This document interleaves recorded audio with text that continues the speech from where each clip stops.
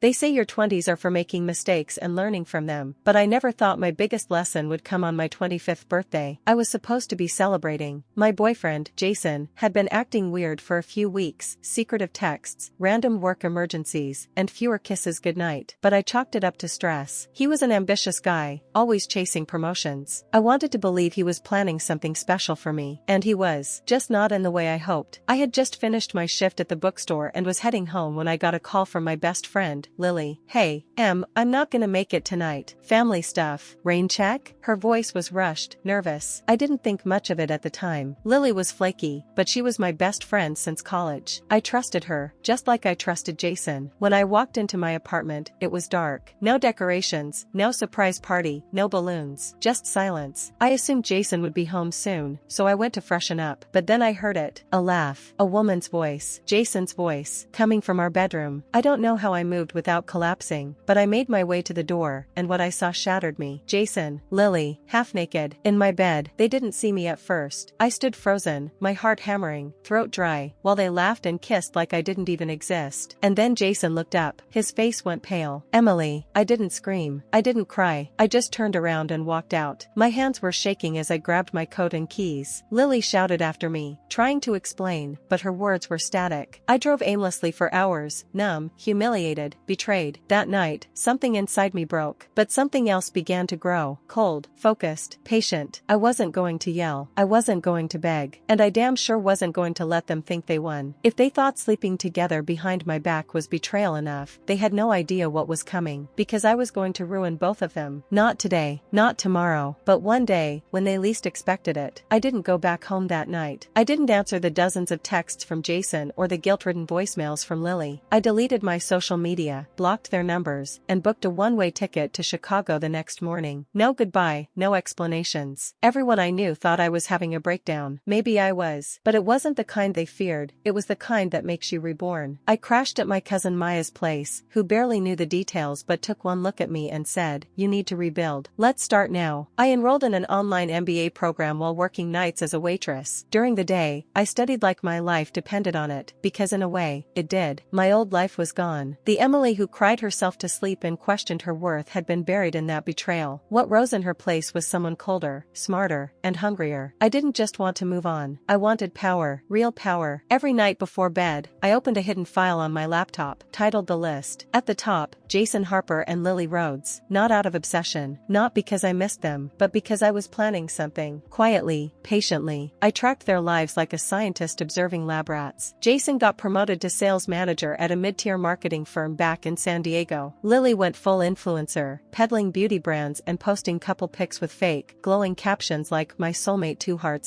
Every photo, every post, every tagged location, they were breadcrumbs. By the third year, I had a 4.0 GPA, an MBA in strategic leadership, and was being scouted by multiple Fortune 500 companies. But one name stood out, Marlowe and Knox, a rising marketing powerhouse in San Diego, the same company Jason worked for. I did my homework, new CEO, fast growth, and best of all, they were hiring for director of brand strategy, a position 2 levels above Jason's. I tailored my resume, highlighted my skills, my awards, my grit. 2 interviews and 1 intense case study later, the job was mine. And just like that, I was going home. Not to cry, not to forgive, but to remind them who they tried to destroy, and why that was the biggest mistake of their lives. The morning I walked into Marlowe and Knox's headquarters in downtown San Diego, I was unrecognizable from the girl Jason had once known. My long brown curls were now sleek and straight, my wardrobe sharp and tailored, and my posture screamed control. I didn't just walk, I owned that office from the moment I stepped in. I was introduced as Emily Carter, the new director of brand strategy, and suddenly all eyes were on me, including his. Jason. He was in the crowd, standing stiffly beside the regional manager, clipboard in hand, fake smile frozen on his face. The exact moment he recognized me, I saw the flicker in his eyes. Panic, guilt, confusion. I smiled, cool, professional, indifferent. "Jason Harper," I said, shaking his hand like he was any other employee. "I've heard good things about your numbers. Looking forward to working with you." He opened his mouth like he wanted to say something, probably "Emily, I'm sorry," or "This isn't what it looks like," but I had already moved on, shaking the next hand in line. Just another face in the office. I didn't need an apology. I wanted submission. Over the next few weeks, I made changes, big ones. I reorganized the teams, scrapped deadweight campaigns, and pushed the company me into new territory. Revenue went up. My name made headlines in business blogs. And Jason? He was sinking. He couldn't keep up with the new pace. He looked exhausted in meetings. He flubbed presentations. The man who once thought he was too good for me couldn't even manage a marketing brief without tripping over his own incompetence. One afternoon, I called him into my office. He walked in stiffly, carrying a folder, trying to pretend he still had some dignity. Jason, I said calmly, your recent performance has been underwhelming. Do you need additional support? I've just been adjusting to the new systems, he stammered, but I'm getting there. I leaned back in my chair, giving him that same cold smile. I hope so, because here, mediocrity doesn't survive. I watched him leave, sweating through his collar. He had no idea this was only the beginning, because while Jason was busy trying to salvage his reputation, I had another surprise in the works. And her name was Lily. Lily always craved attention. Back in college, she used to scroll through her own Instagram page like it was a portfolio for fame. And now, she was knee-deep in sponsored skincare posts, fake candid photos with Jason, and pastel-filtered lies that screamed perfection. But I knew her real addiction, validation. It's why I knew exactly where to hit her. I created a fake luxury skincare startup, just a sleek website, a few AI-generated models, and a pitch-perfect brand aesthetic. I called it Althea Glow. Then, I had my assistant, under a fake name, reach out to Lily for a paid sponsorship campaign. She replied within an hour. Of course, our offer was generous, $2,000 up front, plus commission for every conversion. All she had to do was make 3 glowing posts and include a specific referral code. I even arranged a courier to drop off the products, just generic creams in high-end packaging. She fell for it instantly. Her first post went live within 48 hours. Totally obsessed with this new clean skincare line. My skin has never looked better. Use code LILYGLOW for 20% off. The comment section exploded. Her fans swooned. And I watched it unfold from my office, sipping coffee like it was a soap opera. But here's the twist. The website link didn't take users to a shopping cart. It redirected to a private page, one that exposed everything. Screenshots of her and Jason cheating, old texts she had sent me behind my back, even voice memos she'd once bragged about, mocking me while she was in my apartment. The page didn't list her name, but it was obvious. And once users started clicking the link, they started talking. It hit Twitter first, then Reddit, then TikTok. Within hours, Lily was trending for all the wrong reasons. She tried to pull the posts. She issued a panicked apology, blaming a hacker, but the damage was done. Sponsors dropped her. Followers unfollowed in waves. She even made a teary-eyed video claiming she was being targeted by jealous haters. She was right, just not in the way she thought. Jason came into work the next day looking like he hadn't slept all night. He didn't mention it. Neither did I, because now the cracks were forming, not just in their careers, but in their picture-perfect love story. And I was just getting started. By the time the influencer scandal died down, Lily's online persona was in shambles. Her once glittering Instagram feed was now a mess of limited comments, fake apologies, and half-hearted posts trying to salvage what was left. She'd lost 3 major sponsors in 1 week. The girl who used to text me selfies with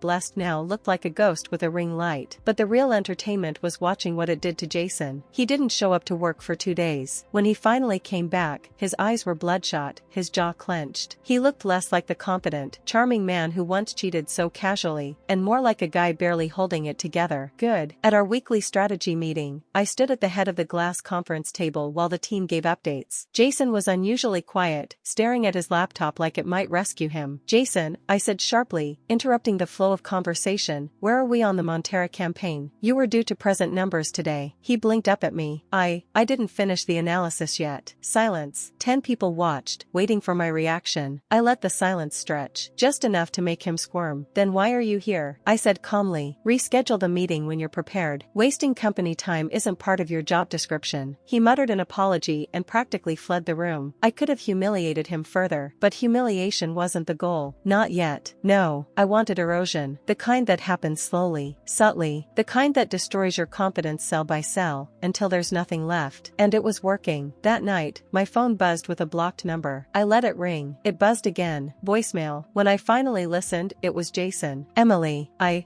know I messed up. I don't know how you ended up here, but I never meant to hurt you like that. I miss you. Everything's falling apart, and I keep thinking about you. Please call me. I played it again, just to hear the desperation in his voice. Then I deleted it. Let him spiral. Let him wonder. Let him drown in the storm he created, because I wasn't done breaking them. Not until I made them wish they had never met me. 3 months into my takeover at Marlowe and Knox, Jason had become a shell of the man he once was. His performance was tanking. His relationship with Lily was unraveling traveling in public and in private. I could see it in the way he flinched when his phone buzzed during meetings. She was calling, probably blaming him for everything. And maybe she wasn't wrong, for once. But it was time for the next phase of my plan, a reunion. I knew Jason wouldn't stop reaching out, so I gave him what he wanted. I replied to his latest email with a simple line: dinner? One night. No drama, just talk. He responded within minutes, agreeing to a Thursday evening at a quiet Italian place downtown, our old favorite. I knew he'd pick it on purpose, thinking nostalgia might soften me. It wouldn't. That evening, I wore a black silk dress and walked in 10 minutes late. He was already seated, checking his watch, looking nervous as hell. He stood when he saw me, the same way he used to when we were together. Emily, he said, almost breathless. You look different? I smiled politely as I Saturday time tends to do that. He nodded, visibly shaken by my calmness. I just wanted to say I'm sorry, for everything. I never should've. You shouldn't have, I cut in, sipping my water. But you did. And honestly, I'm thankful. He looked confused. If you hadn't betrayed me, I continued, I wouldn't be here. Wouldn't be this version of me. I know I messed up. Lily and